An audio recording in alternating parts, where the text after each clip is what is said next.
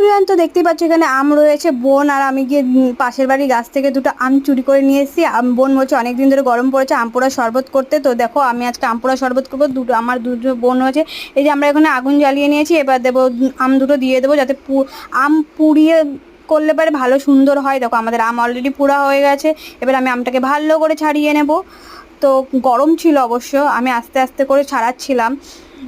আমটা খুবই ভালো ভালো পুড়েছিল, যার জন্য খুবই সুন্দর করে আস্তে করে টান দিলে পরেই ছুঁড়ে যেত। দেখো আমাদের আমটা ছাড়ানো হয়ে গেছে। এবার আমি চামচ দিয়ে মেল করে নিচ্ছি, কারণ মিক্সার এখন ইউজ করছি না আমাদের।